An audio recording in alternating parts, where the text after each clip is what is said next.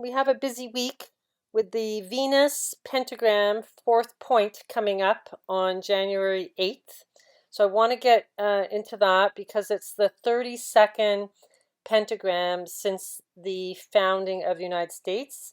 And we're at the fourth point. The fifth point and the end of the 32nd pentagram is next year. But this one is important because it's happening in Sagittarius. And Sagittarius has a huge significance that actually ties into Elvis. And Elvis ties into the Black Star, the same as David Bowie. So I want to get into how they all link together. And of course, Elvis is a big theme because he really represents the tree. And I'm going to go into that as well in different aspects that I've done before, because I have new stuff that I found with some of his movies showing that he is the tree. And I appreciate stuff you guys have been sharing with me, and it's making all the pieces of the puzzle come together easier and easier. I have a lot to go through. I thought I was going to make a short video, but obviously it never happens that way. And I have other stuff to get into with the Catalina Island, but I'll wait for that on another video. And also James Bond stuff that's all linking to the May 15th date. So I'll get into that on another video as well. So I just want to focus on this Black Star Venus pentagram and how it's all linking to Elvis and obviously David Bowie. This famous painting is actually a portrait of Venus. Now Venus has, obviously she represents love, but there's a kind of, harvest side to her. She's the harvest queen. So that's a part that a lot of people don't understand with the esoteric information, that Venus is not only about love, okay? Because she ends up having a pattern in the sky where she goes retrograde, and that's when she makes the pentagram point, when she goes backwards and she goes in, gets in front of the sun, then goes backwards and joins up with the sun. It's called an inferior conjunction. And that she represents different things when she's behind the sun and when she's in front of the sun, because she's always traveling with the sun. But she's known as La Belle Dame Sans Merci, which means the lady with no mercy. And these these old paintings are representing that aspect of her. And you know how I've mentioned that she's like really linked to Cassiopeia, which is opium, the queen of heaven. But here I found a really beautiful painting where she's wearing a poppy dress. Okay, so this is La Belle Dame Sans Merci, okay, which is painted by John Keats, the same as the previous painting that I just showed you. He's painted both of these. And somebody sent me this from the Kingsman movie, the Poppy, who was the villain, and these were the 4 steps of the drugs. First you came up with a blue rash, then you went kind of crazy, then you had paralysis, and then it caused you to die. And she was like, had the antidote and kind of was blackmailing the world with the antidote. Now, you see how they're kind of all in their little bubbles, right? They're behind the glass. So it's kind of representing what's happening to us, how we're getting put behind plexiglass and we're not allowed to move around and we're being forced to take a drug. And it's kind of the same, theme going on. So Poppy is really Venus in the planets. In the constellations, she's Cassiopeia. And she's also Virgo with the zodiac. Cassiopeia isn't in the zodiac. So in the zodiac, she really represents, Virgo because she's the woman, but she represents love in a sense too. So she's going with Taurus, and she also rules Libra. Okay, but she's the woman in the sky, so there is some relationship with her to Virgo as well. Venus month was April, the beginning of the spring and fertility, when most of her festivals were held. On April 1st, which is April Fool's Day, the festival was held in her honor of Venus Verticordia, called Venereal. On the 23rd, Venelia Urbana was held which was the wine festival belonging to both Venus and also to Jupiter. So April 23rd is Jupiter and Venus. And then there's Venelia Rustica. No, I'm saying that wrong. Rustacia was held on August 10th. It was also the Venus's oldest festival and associated with her form of Venus Obscure Queen. On the 26th of September was the date for the festival of Venus Genetrix, the mother of the protector of Rome. Okay, so she has all these different aspects of her. But the April Fool's one, I really want to go into because, you know, that's the Fool's card. And they have, even in Wikipedia, that it relates April Fool's to this holiday with Venus. So I never knew that before, so that's really fascinating.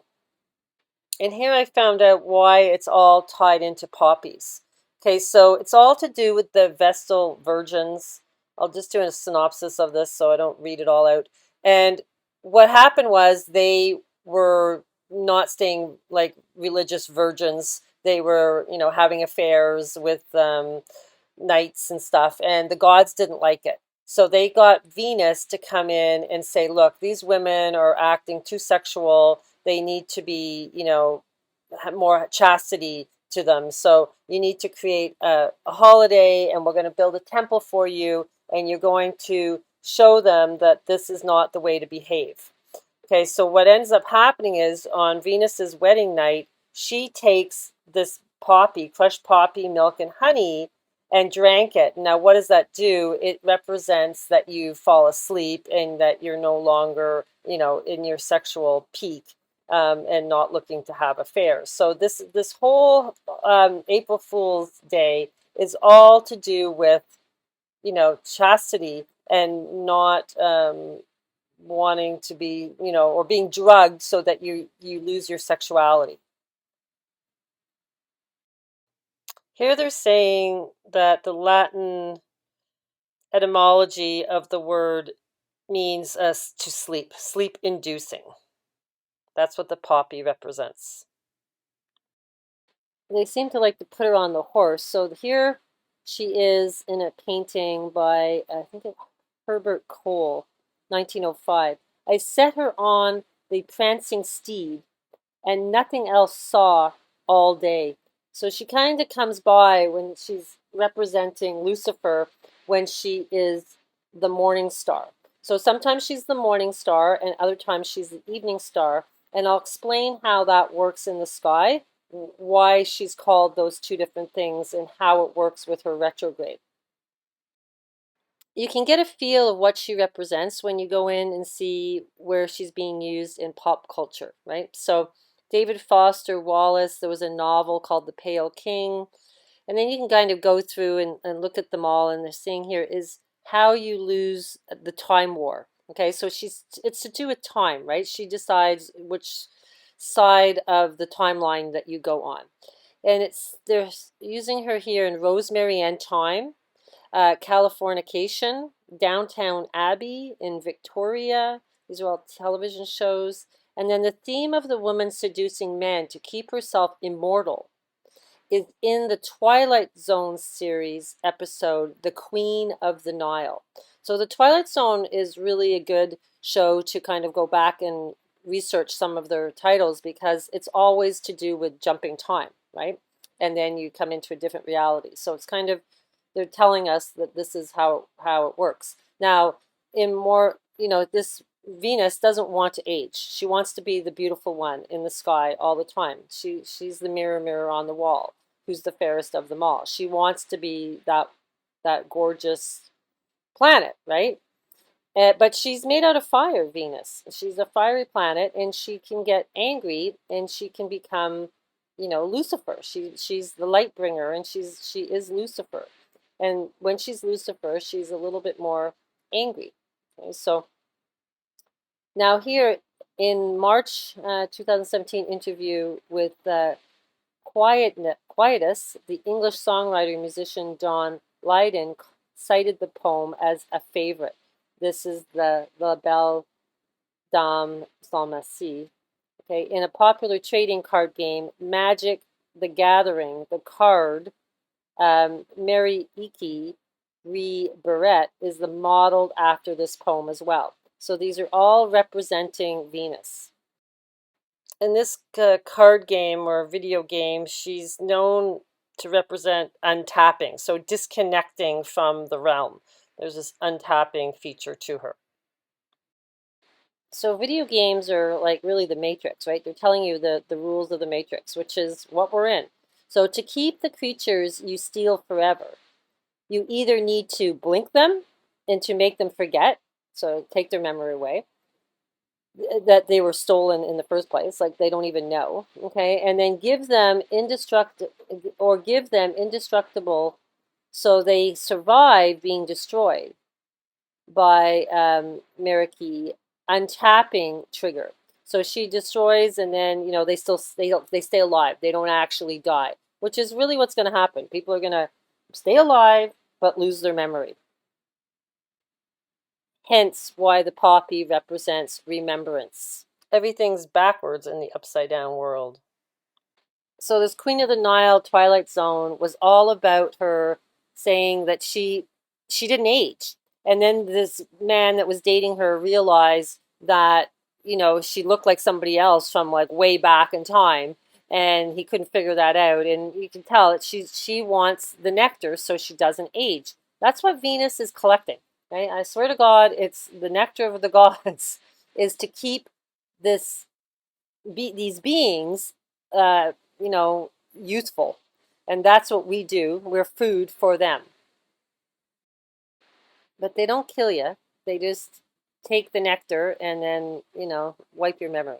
So everyone knows Pamela Morris, the beautiful and eternally young movie star. Or does she have another name, even more famous, an Egyptian name from centuries past? It's best not to be too curious, lest you wind up like Jordan Herrick, a pile of dust and old clothing discarded in the endless eternity of the Twilight Zone. Right, so if they have it here, so she brings in the scarab beetles on him. So Jordan returns to the manor and confronts Pamela with his discovery, and Pamela drugs Jordan's coffee and then places a scarab beetle on his unconscious body. And that's because the scarab beetle is really Cancer. Okay, now Cancer, it's either your armor, and that's your home, and you stay safe, or the scarab beetle takes you away in a piece of poo, in a piece of dung, right? That's what he rolls into the ocean, is a piece of dung. Okay, so then you just become a pile of dung, and that's how you lose your memory, and you just keep coming through here for eternity. So this guy on YouTube named John Solo, he decodes like movies and stuff, and he does tap into some of the old poetry and stuff that these shows are really based on. So he was clued in that this children's story, Coraline, which is really kind of creepy because she gets stuck into a different timeline. Okay, like so she goes through this portal in her house and she goes into another world that's identical to this one, but in that world the parents are all nice at first and full of love, but then she realizes it's the devil and it's not the real, her real parents. So anyhow, you can go watch the thing. I watched his little clip, so I didn't watch the whole thing, the real movie, but just watching the clip explains how she goes through this portal, right, through this doorway. But he was saying that it was all referencing to this La Belle Dame sans Merci. And then I was like, oh my God, yeah, of course, it's Venus, right? Venus is, the one that fools you into loving this realm when this realm is ruled by evil, really. So he also quoted a poem that was in the original book for this movie, which they didn't really put in the movie. So in the book, all you care is for, and she will leave you with nothing but mist and fog. They're talking about Venus, right? Mist and fog, that's also Neptune, right? So she'll take your joy, and one day you'll awake, and your heart and your soul will have gone. A husk you'll be, a wisp you'll be, and a thing no more than a dream on waking, or a memory of something forgotten. And she takes your memory away, and she just leaves she takes your soul, right? It's kind of like Ursula in The Little Mermaid.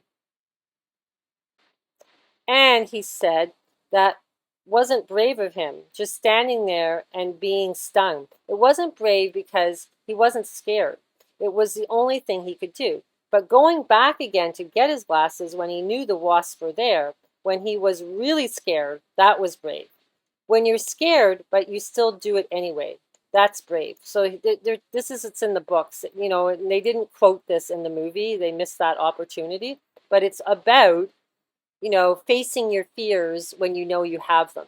When you don't know you have them, when you're just kind of asleep and you don't know what's going on, it's easy to be brave because, you know, you're oblivious. But when you know that, you know, there's a chance of negativity going to happen, but you do it anyhow, this shows courage and bravery.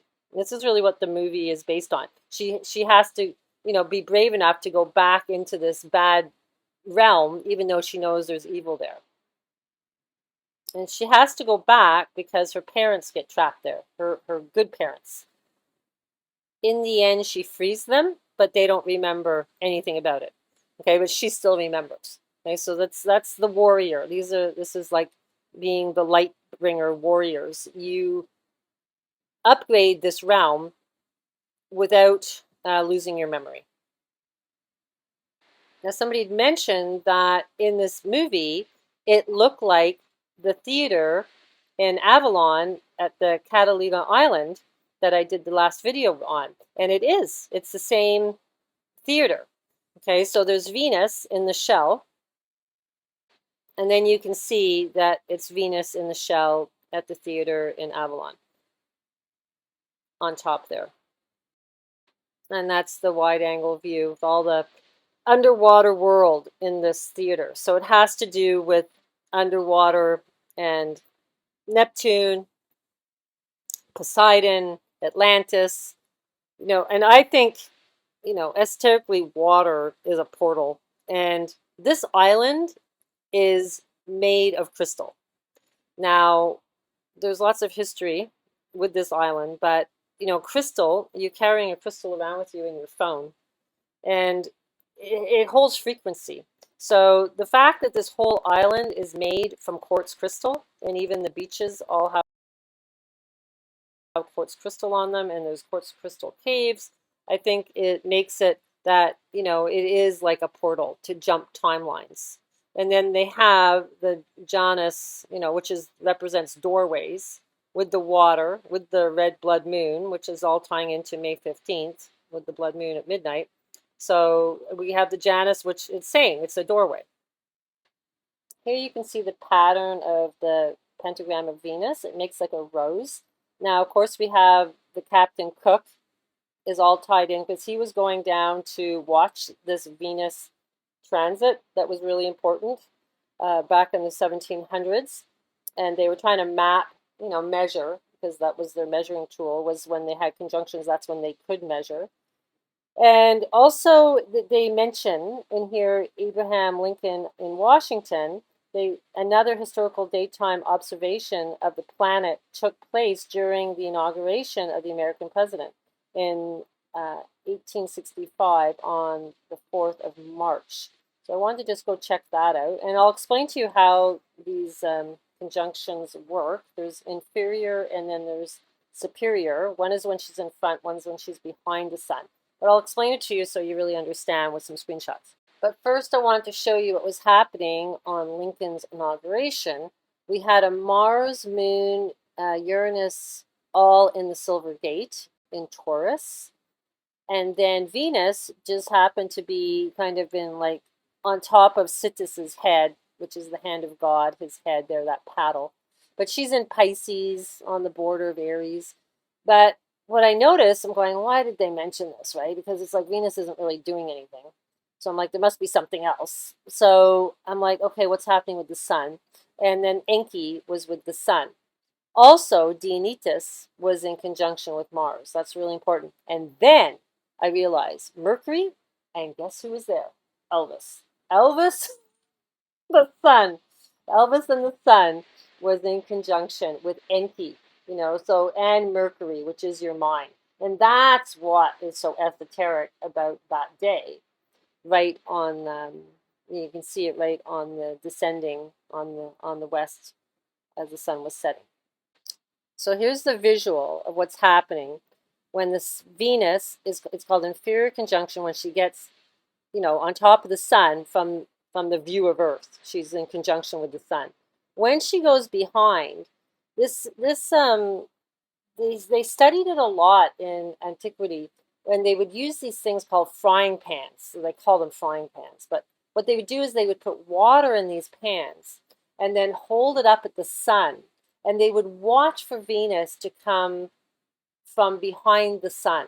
Now, whether they were doing that, I'm assuming they were doing that in the superior one, where they're just watching her come out, out of the sun, or were they doing it when she was inferior, when she was going in retrograde? I'm not sure, but I'm assuming they were doing it in superior because she would be behind the sun and they'd be trying to look for her. But maybe not. Maybe they were doing it, when she was in front and watching her, come out. But they would say that's when they thought Jesus would return, okay? Because it's like Venus she's like the woman because she has 9 months when she's going around in her orbit, and then she goes in front of the sun, and then there's another 9 months, and then she goes behind the sun. So that's why she's the woman planet, because there's like the 9 months with the woman being pregnant. And I do believe, I've read that, she really is the white lady of the lake, and also she would represent the divine womb, okay, because she's like giving birth to the sun. So she's like the virgin. Here's a great way to explain how the cycles happen. You can read through all this, but her cycles end up tying to Fibonacci. And that's why it's also really esoteric. Now, what's really fascinating is that Earth orbits the sun 8 times for every 13 orbits of Venus. Okay, so there's this 8 to 13th ratio. Now, when you go, they're explaining here, there's 29.5 in the orbit of a full moon cycle. And if you times that by 99, it comes to the same numerology as 365 days times 8 years, which is her cycle. So the moon cycle times 99. So that's really cool because I never really knew what the number 99, how that all tied into, like in Get Smart, and they call her number 99, and it's the woman. So it's because it's linking the moon with Venus. Okay, so there's like the moon represents feminine as well, right? That's the female pillar, is the moon pillar. Okay, so you can read all through that, but it's all tying to Fibonacci. And then it's also stating here, like she's the evening star for 266 days, and she's also the morning star for 266 days. And that is really weird because when she's the morning star, that would make her Lucifer. It's the same as it takes to grow corn. Okay, so that's the crop. Okay, that's the harvest. They always say, like, we're the corn. Okay, that's what's so funny about this. We're the corn. They want us to be the corn. Or if you get reborn, it ties into the human gestation period, 266 days. See, so it's like she represents the two events. Which two paths, which way you go, whether you get harvested or you get reborn. And it all ties into phi. It's really fascinating, but just go read through this because you have to get your head around it. And then they're mentioning here, there's a thing called a Shekinah. A Shekinah is really the Star of Bethlehem. That I didn't know. Okay, so the conjunction of Mercury, Venus, Earth, and the Sun, that's just one of the points of the pentagram, with Mercury there as well, because Mercury moves with the sun as well, and he does leapfrogs back and forth. So Venus and Mercury move with the sun. They zip it around really fast. All the other planets move really slow. Okay, so anyhow, she's saying here in this article that it's tying into the Star of Bethlehem with this, Mercury with the conjunction. And they're also saying the dove is symbolic to represents Venus, but I think that's more when it's the corn path. That's my intuition on it, and it's not. I haven't found that information anywhere, but the white dove to me, I'm not 100% sure that's a good symbol.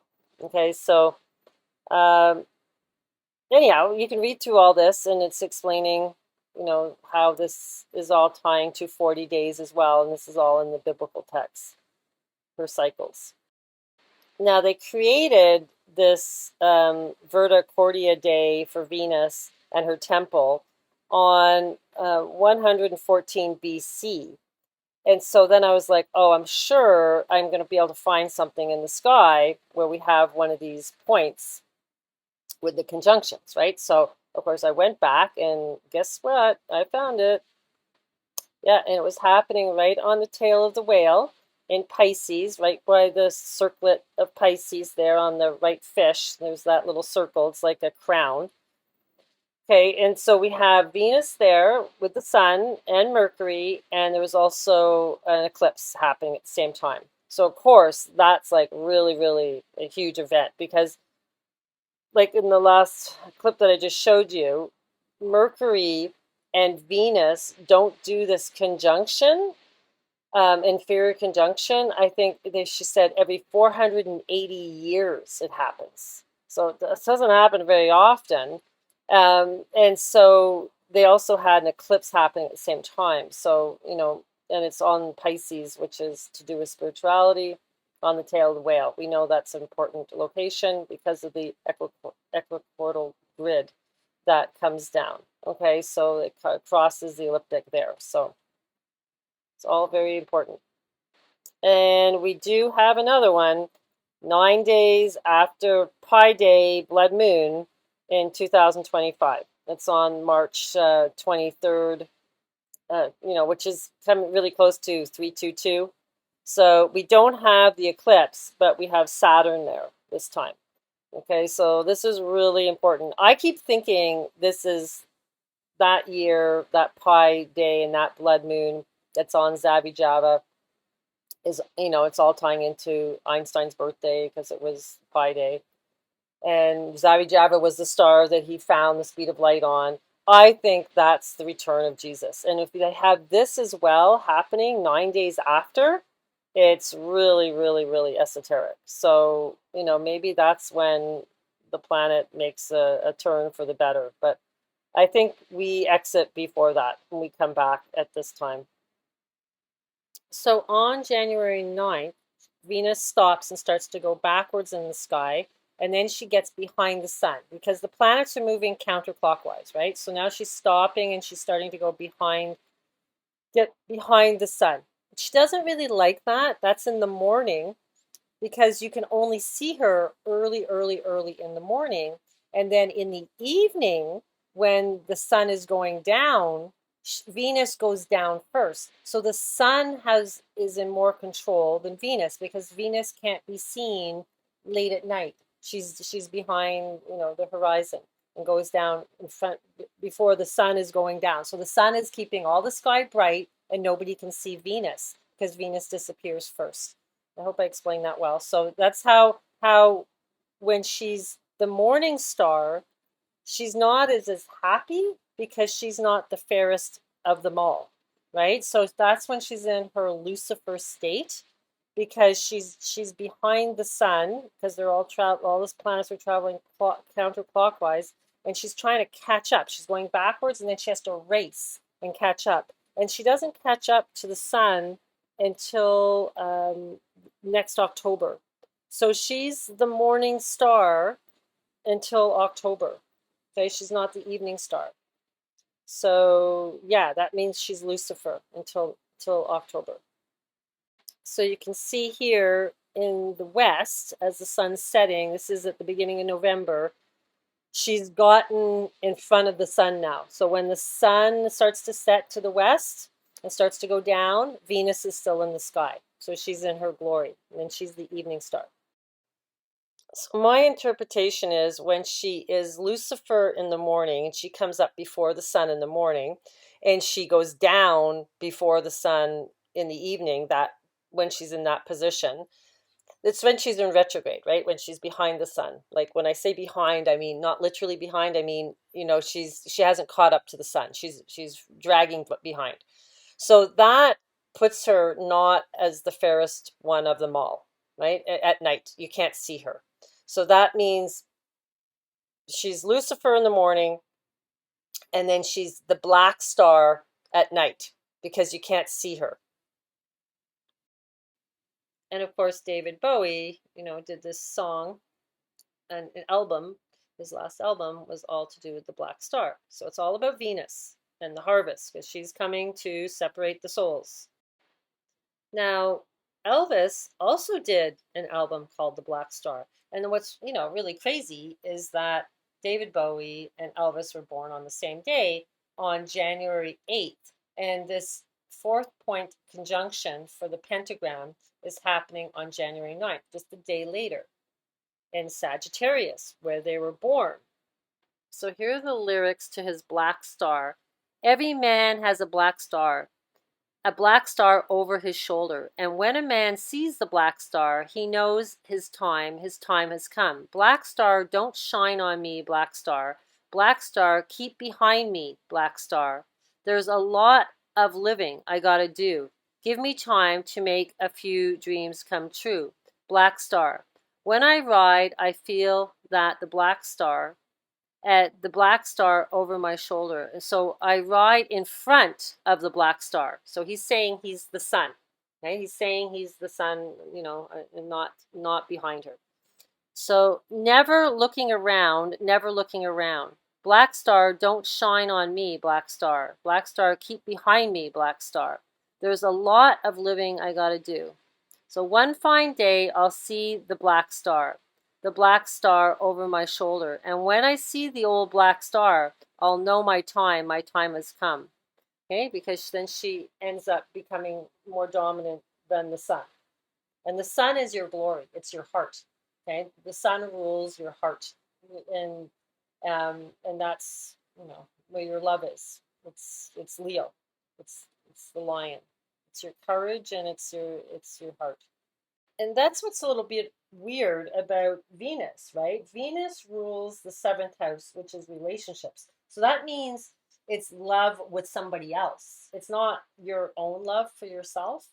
And then she also rules Taurus, which is the 2nd house, which is about loving things, loving materialism and possessions. So again, it's not self-love, right? So the pride and a bit of the ego for self-love comes from Leo, right? It's the 5th house, which is pleasures, things that you enjoy doing, being creative, romance, children. It's a more kind of inner love than what Venus represents as love. Now, supposedly Elvis had a black ring, which was called the Black Star, but you can find different pictures of it, but here's one of them. Also, supposedly, the original star for him in Hollywood was a black star, but it's no longer like that. And I'll show you that they have it in a separate location now.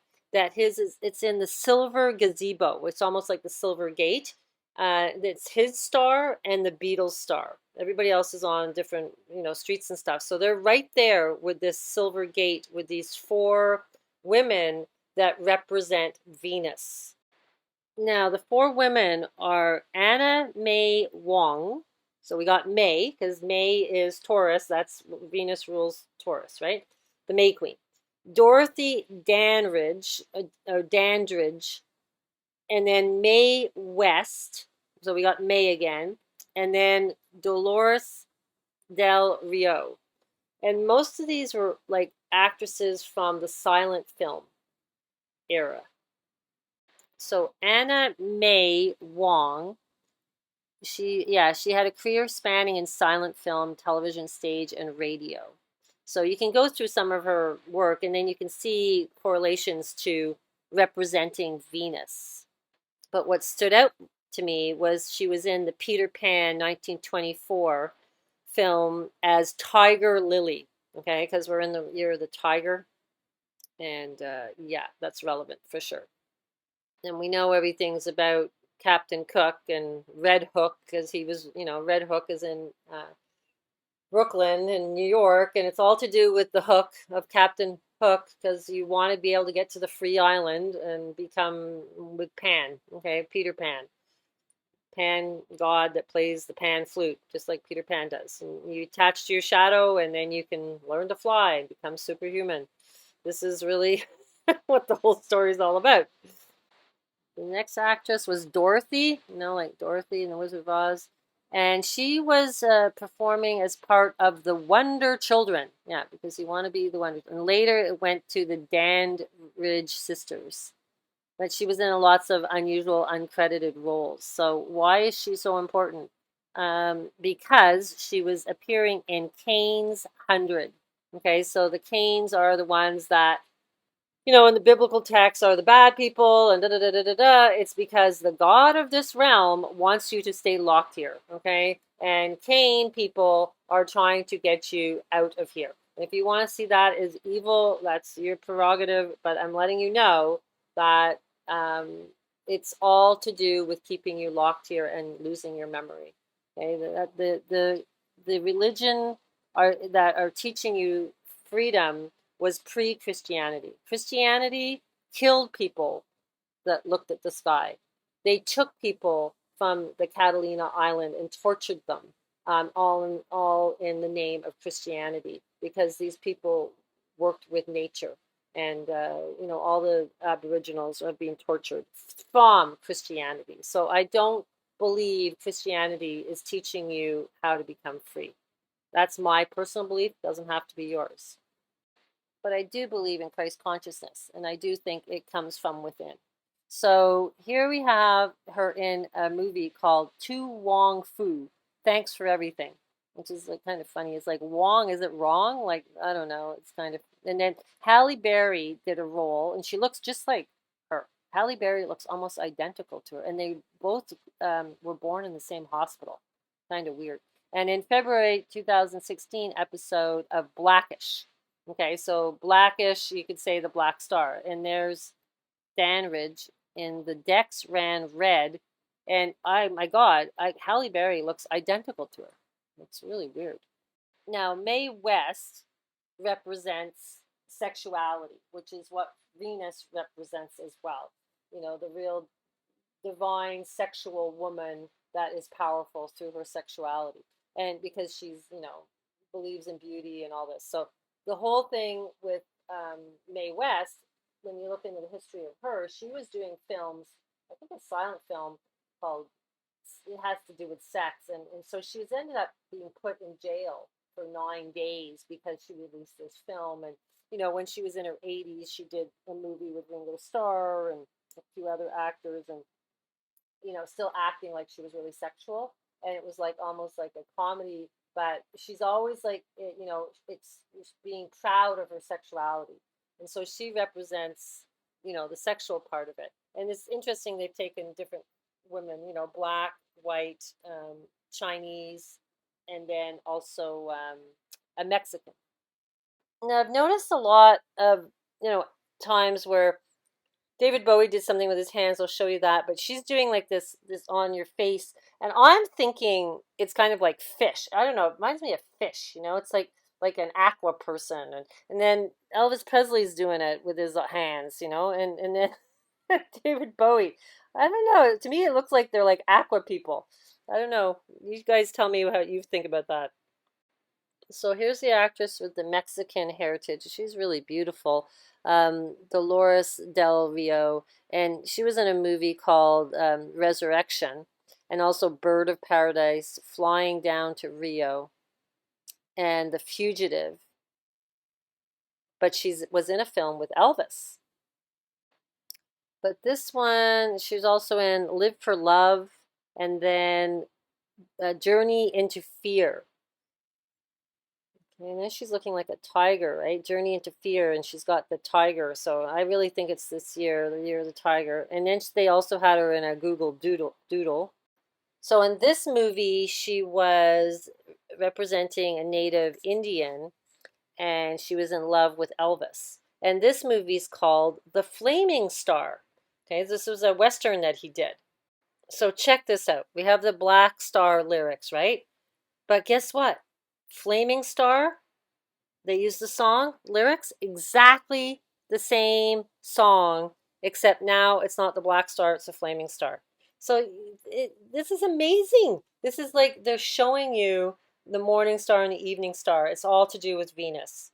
It's amazing. And then they have this, silver, gate that they have Elvis there, and she was the actress in it, and this is all in Hollywood. And, it's all the four women of the four corners of the earth, and they represent, this of Venus, right? So it's all tying into it. And of course, silver is because of the silver gate. That's Taurus, the labyrinth, the bull that's ruled by Venus, Venus and Earth. So what is it? Does your time come when you see the flaming star, or does your time come when you see the black star? And it really depends on which path you choose to take. The Flaming Star song was released in February 1961, and they don't say the day. Darn. I wanted to know if it was like aligning to Valentine's Day or February 16th when we have the full moon. So I watched a clip of the Flaming Star movie, and at the end, he stands at the tree and just like kind of closes his eyes and looks down. So it's like, he is the tree.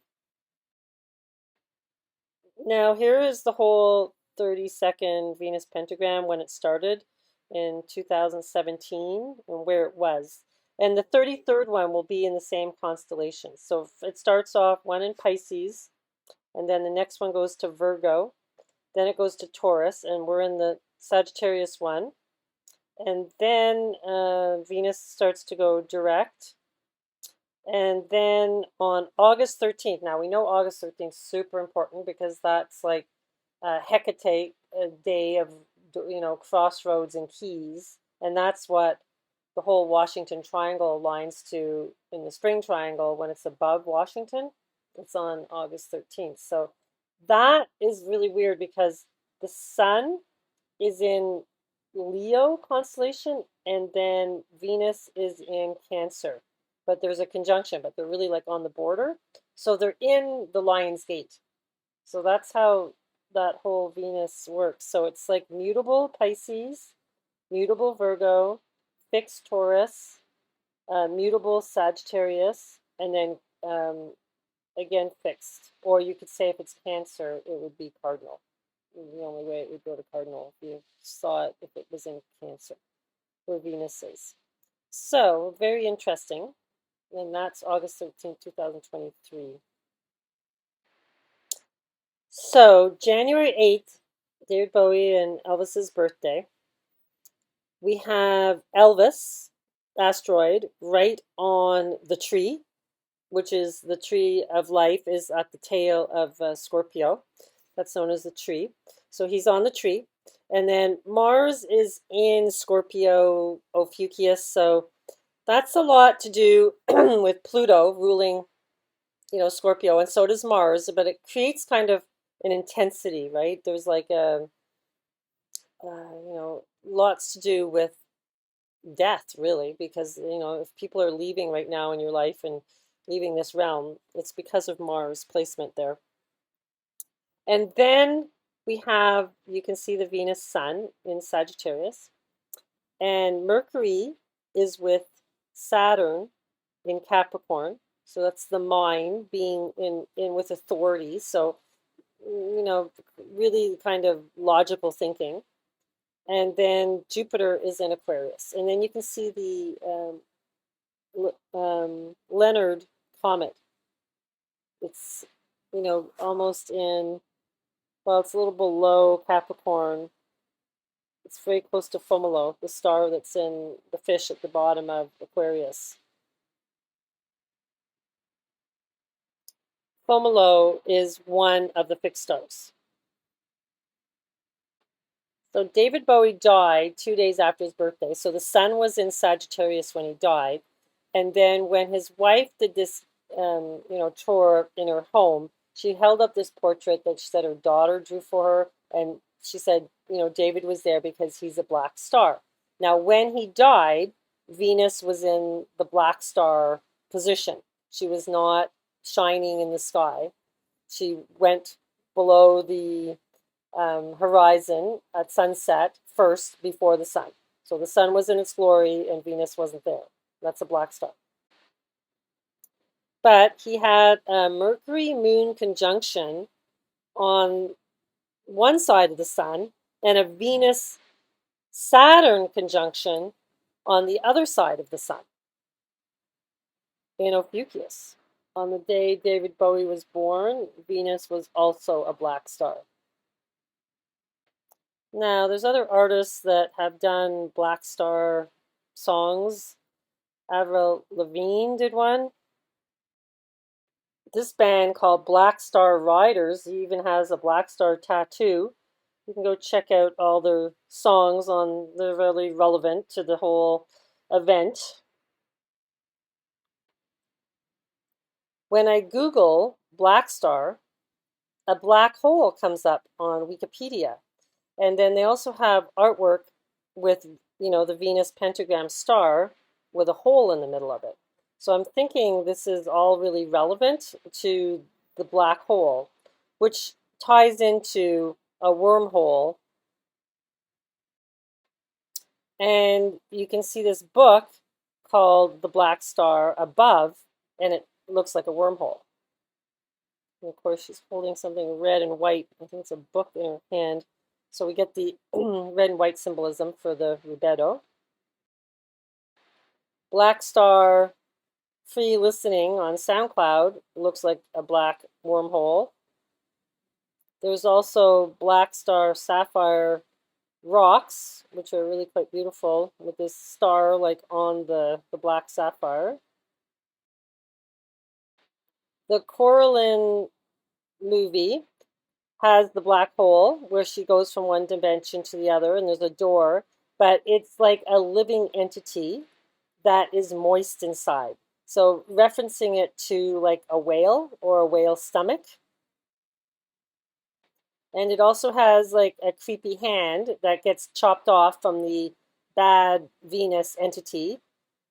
And, they're showing it with the moon, right? So the moon, has the hand. So it's interesting, the hand, is it a good hand or a bad hand? It all depends. It all depends on what side of the timeline you're on.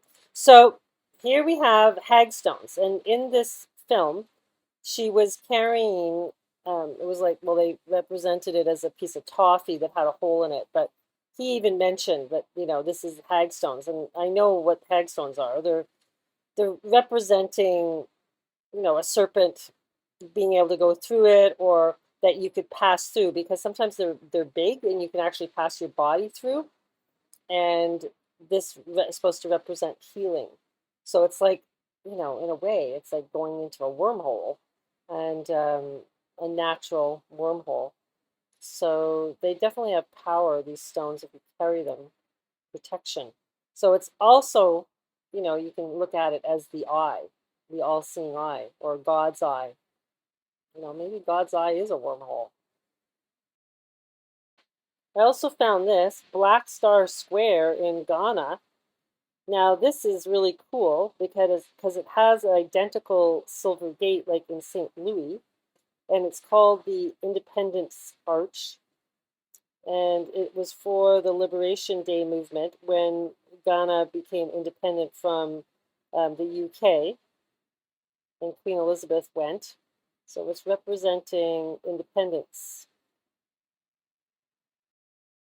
This is the gateway. You can see the black star there. And they also have the black star on their flag. This is an aerial view of it. Another picture of the archway. Independence Square. They also have this, which is to do with water and the nectar of the gods again. And to me, it's like almost looks like a portal, right? It's like, and they have, I circled it, there's the black star right there. And this is a soldier, I think, that, died in battle for independence. But all these statues in the water have this kind of looks like it's like a horn, but it's not. It's something they're drinking out of it.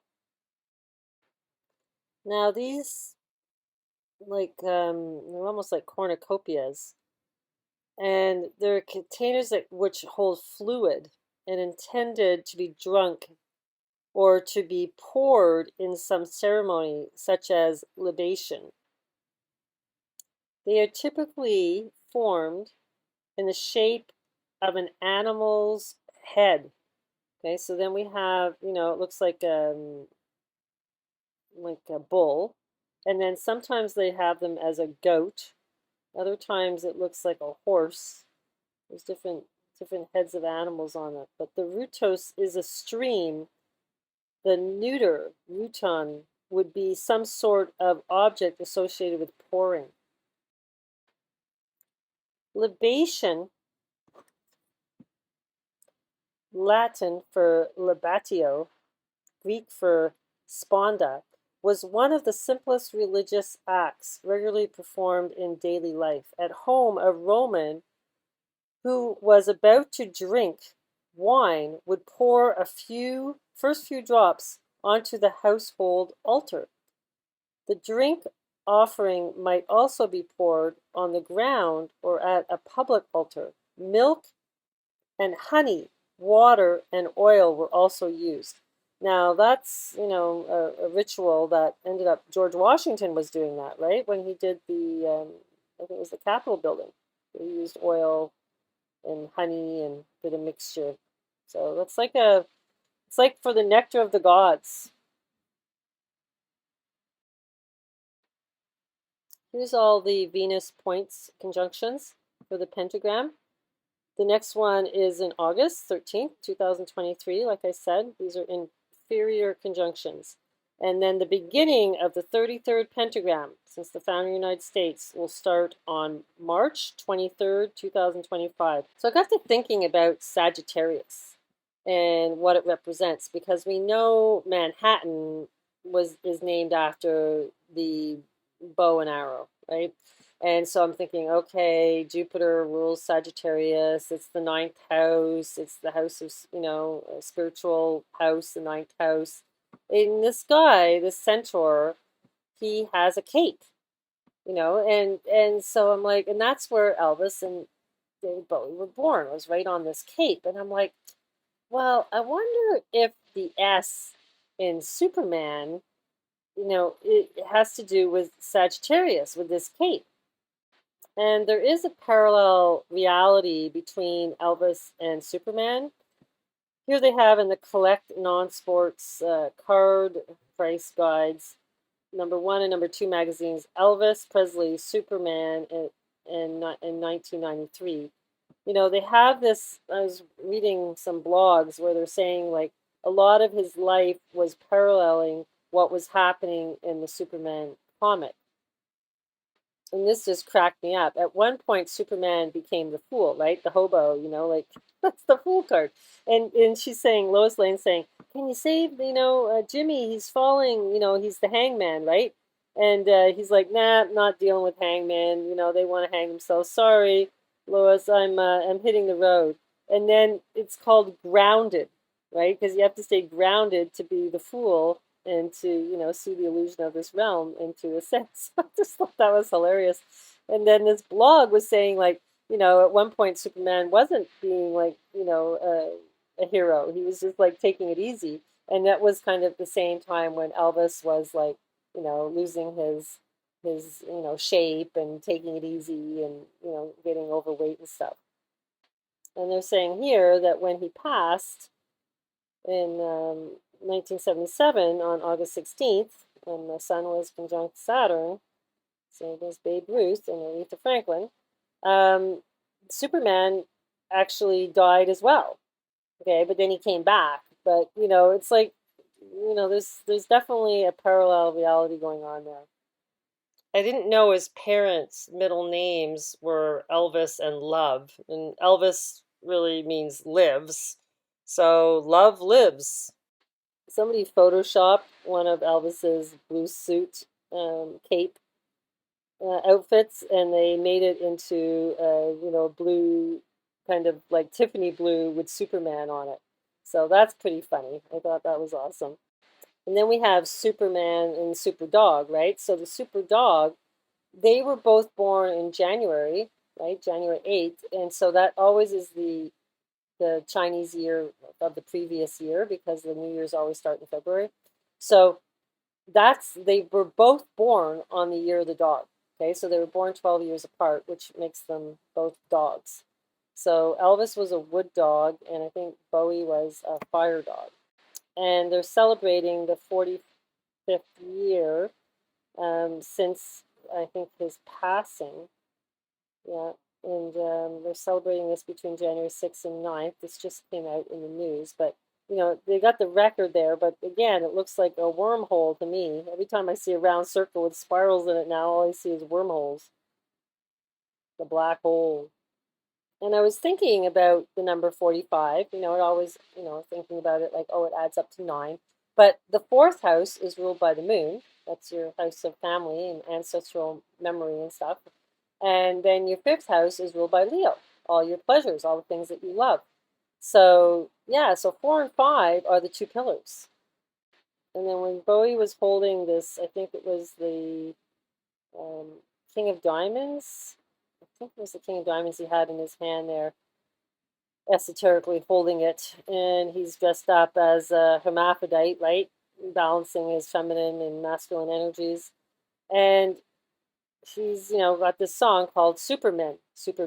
Not he's not Superman. We're Superman, right? We're the superhumans that supposedly ascend and come back and save the world. Sagittarius rules the 14th card, Temperance, and this is channeling divine energy, perfect harmony, impossible is possible. And you'll notice that they're passing the cups, one cup and the nectar into the other cup. So it's going from one reality to another. So, it's water, it's memory. Every time I see water, I think of memory. So, and this is an angel that's doing this, that has the fire symbol on its chest. So, yeah, that's Sagittarius, ruled by fire. It's a busy month in the sky because the sun is passing, making this point in Sagittarius on 9th. And then we have also the sun going in conjunct with Pluto in Sagittarius still. And that's happening on 17th. And then it moves along and it, goes with Mercury and then Saturn. So there's lots going on where it's passing over. Now, Pluto in Sagittarius makes you want to learn through life experiences, and you challenge people to be open to new beliefs. You need freedom, adventure, and are optimistic about the future. Because Pluto is really your soul. So, what's tricky is if you listen to tropical astrologers right now, they're saying Pluto's in Capricorn and, it's going to be really like authoritory and, it's going to be tough and it's going to be really strict. And I'm like, I started thinking about it and I was like, I wonder if the timeline, where you're following all the rules, that's tropical. And then if you're following sidereal, like everything's like in great positions, right? So it's like Pluto, Sagittarius, it's awesome, right? It's all glory, it's luck to your soul. So I'm like, are the two realities being split through tropical and sidereal? I started to think about that. It was like, it makes sense to me. Now, Sagittarius is known as the teapot. And it's right on the Milky Way, right on the Golden Gate. And you can see it, it's really the bow looks like the teapot. Okay, so you can see it on the right. You can make it out when you don't have the picture of Sagittarius. You can just see the lines of the stars. And it's fun when you see it in the sky, and it's like, oh, there's the teapot going. But I was thinking about it, I'm like, if Sagittarius is like representing Superman, and that's Jupiter, and then there's a teapot there. I wonder if there's anything to do with Elvis and teapots. So the first thing I find is this theater group called Waiting for Elvis, And their theater group is called the Blue Teapot Company, which is, what's the chances of that happening? And there's quite a few pictures of him pouring tea. There's this one where he's pouring a silver tea um, pot. And then this one, he's with Judy Tyler, who died on her way to New York. And they took this picture having a cup of tea. Then he's pouring tea when he's in the army. So there's definitely teapot symbolism going along. Then there's this movie called The Brass Teapot, and it says, "Be careful what you wish for." And she's sitting on this car, which is the Chariot. Anytime you see a car, it's the Chariot. It's the seventh tarot card, which is the Chariot card. And then she's got the teapot, right? So I'm like, They also have this Superman in a teapot drawing game. So, yep, Superman is relating to the teapot as well. Then I remember in this old, Superman movie that they were kind of like trapped in a diamond, like a flat disc, right? And I was thinking, like, that looks like the Libra constellation where the blood moon is on May 15th. So I wonder if it's kind of like you have to balance your love, because it's justice, but you also have to balance yourself. And then when I was looking into it, I was in the asteroids, I found the Pink Floyd asteroid is going to be right in Libra. And you can see the blood moon just turning red on the stem there on the other side of the square. So yeah, it just kind of hit me that flat square in the Superman movie has to do with being trapped in that square of Venus. If you don't balance, you're stuck in there. So the constellation Sagittarius was on a coin in the year 260. And then again, King Stephen, he also used Sagittarius for an emblem. And he landed in England in 1135 from France. And then he represented civil war. He had this rivalry with his cousin, I think Matilda, who eventually Henry II or Henry I, with her side, ended up getting the throne because of all the battles and civil wars that they were having with King Stephen. So he really represents civil war. His son died, and then eventually he died just after he created a treaty to say that the crown went to Matilda's descendants. So it really represents civil war with him. And it's just weird that his name is, King Stephen. And then you have Stephen King, who did this miniseries, Rose Red, in 2002. And it was "I'm a Little Teapot" is used as a pivotal theme song. Okay, so yeah, they're referencing Sagittarius. When you see teapot, you have to think it's Sagittarius, Jupiter. So lots of shows with Elvis in. It's ridiculous. You can go through them all. It's just amazing. The Golden Girls, of course, with Betty White, Saturday Night Live, Seventh Heaven, and then the Twilight Zone. I like those ones because it's all about timelines. And it's called The Once and Future King. And that would be based on this novel called The Once and Future King. And I'm just trying to see the date. Yeah, this was came from another book called The Death of Arthur, Le Mort d'Arthur. So yeah, this book was written, I think, in 1938, but this other book was really old. Yeah, this is all about King Arthur, and it was written in the 1500s. And of course, Catalina Island is called Avalon, and this was all based from a poem about the death of King Arthur. And then the Twilight Zone takes a show and calls it The Once and Future King, and it's all referencing to Elvis being killed and in a different timeline. And that this guy was an Elvis impersonator, and his girlfriend said, "Oh, I had Elvis give me a scarf once, and he kissed me when I was younger, but now you're going to Vegas and you're going to be an impersonator of Elvis." And this is like, after, 20 years after Elvis died. And then he's driving along, and then he gets in a car accident, and then he comes along and picks him up. It's Elvis, before Elvis was famous. Then they get in a fight because he's like, "Oh, you got to go, sing the song, about your mama. What is it? All Right, Mama," his first record. And this is how you have to play it. And Elvis is like, "No, that's rude against my mother. I'm not doing that." So then they fight, and the real Elvis dies. And so the other guy ends up, you know, impersonating him in the whole timeline. And, he was telling Elvis that he was his brother that came back, Jesse, that he didn't really die at birth. And so he was his twin. So, anyhow, the whole story is Elvis is King Arthur. It is, and who are these beings that, rise and then, fall from tragedy? It's representing, the whole tree, and it's Odin. Odin rises and then he has to sacrifice himself to the tree. It's always at the end the king dies, because I believe the fixed cross is ruled by the king, the lion, king. And so the fixed cross, this realm has to collapse. It has to be, reset in a healthy way from people that can get to a higher consciousness and then come back and help change the realm, so you don't keep, you know, letting the negative influences of this realm take over the humanity and turn us into machines. So it's it's the same repetitive story happening all the time.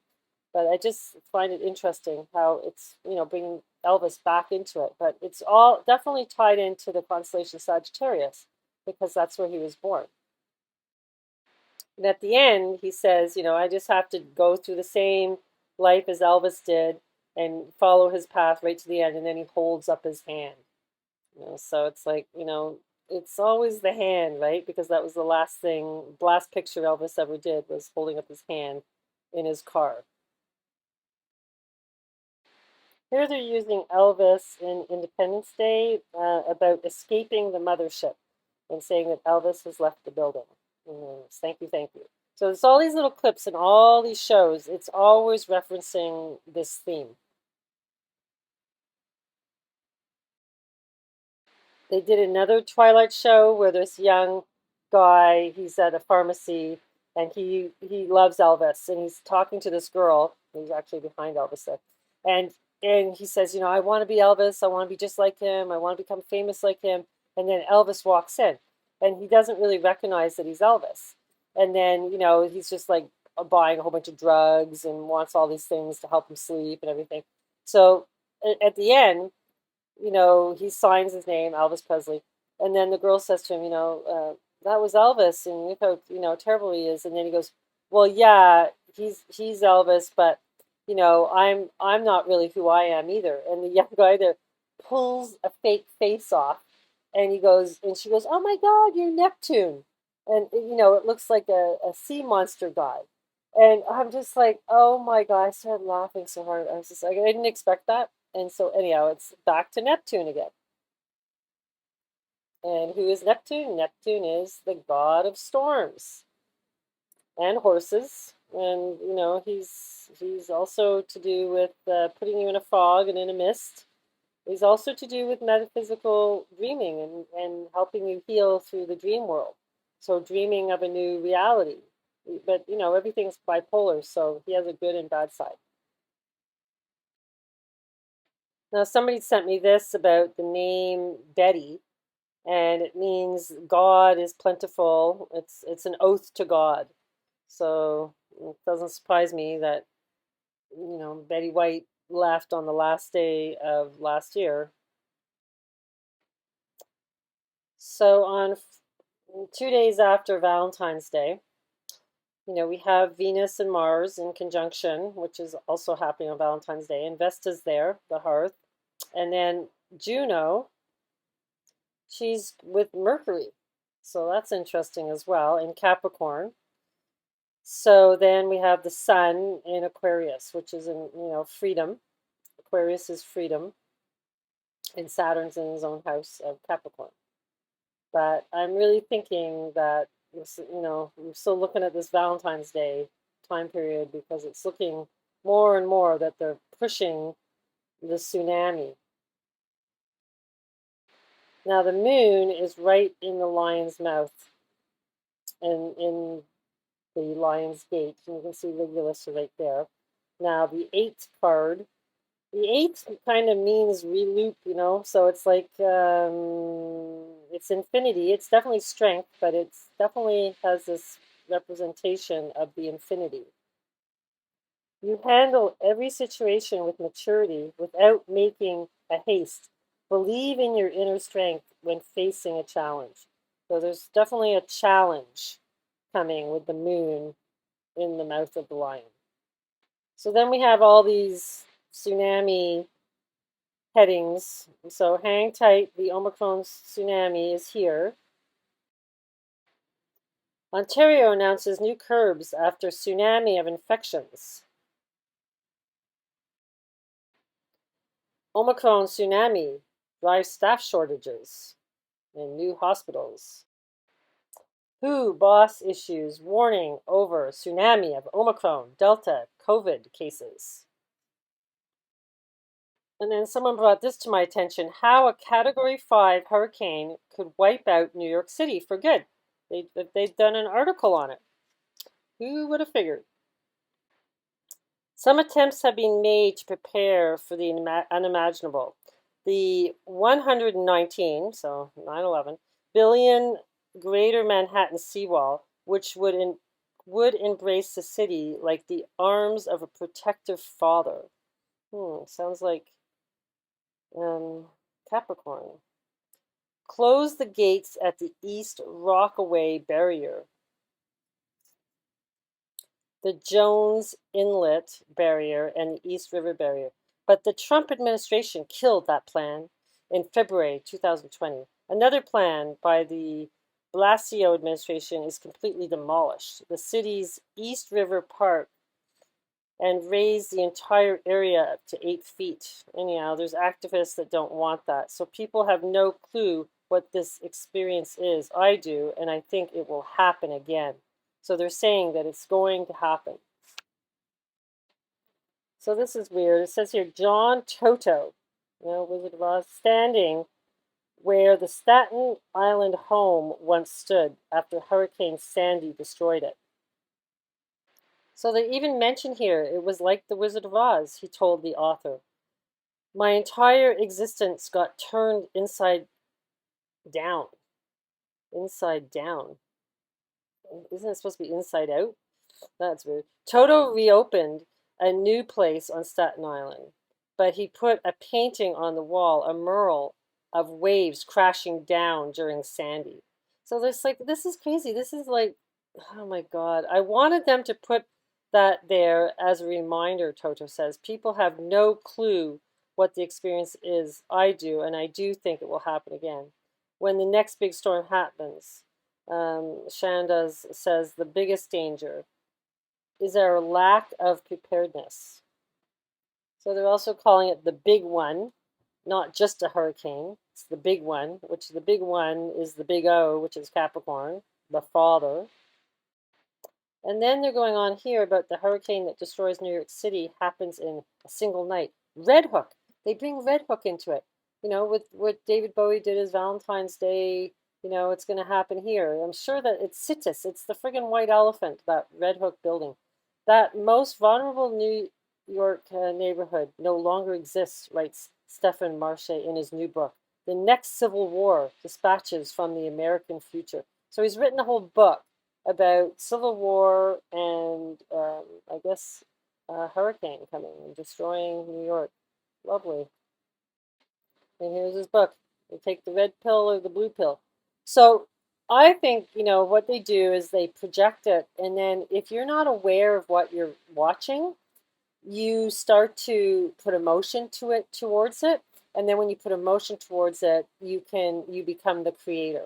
Like, I don't really have emotion towards this. I just find it like it's almost like reading a script, and it's kind of like almost like entertaining, but kind of like, oh well, that's what's going to happen. How do we stop it? You can't stop it because there's a script for the masses, and then all you can do is change your timeline on how you interact with that script.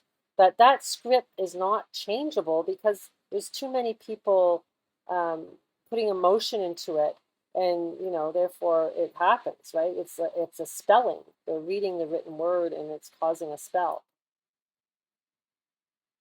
More symbolism is happening in the year of the tiger. Life of pi, infinity pi, but then we have the dolphins and we got the water again. So this is Andy Warhol. I never knew why people would refer to Andy Warhol all the time. Now I understand. It's all his artwork that he did with all these double Elvis, triple Elvis, 12 Elvises, all these Elvises. He did all these paintings, these silk paintings. So one of the ones he does is the bull.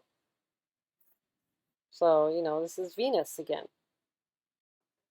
I really apologize for the fan on my computer. Oh my God, I just listened to this and it's like really loud through the whole thing. And I tried to use another microphone, so obviously it didn't work. So I'm going to try to look into that, and I apologize. And I just want to say, we're watching a movie and you really can't change the movie. All you can do is how you react to the movie. And the goal is to stay in bliss. And I just want to thank everybody for sending me so much stuff and helping me put all these pieces of the puzzle together. And I have my software working again for the charts, and I'm going to finish up with everybody that has waited for their charts, and I'm really sorry, but I'm almost caught up to everybody. So if anybody else wants a new chart reading, or if you just want to take the Ascension Guide, which helps you know how to work with your body to get you into a bliss state and how to help yourself self-heal. And also I do a year moon chart with that to help save the seed for your oil going up your spine, your Kundalini oil. So I just want to say, stay in bliss and enjoy the show. That's all we can do is just watch this show. But it was really fascinating to learn all this about the Black Star and Venus. So I hope you guys enjoyed that despite the sound. Take care. Bye.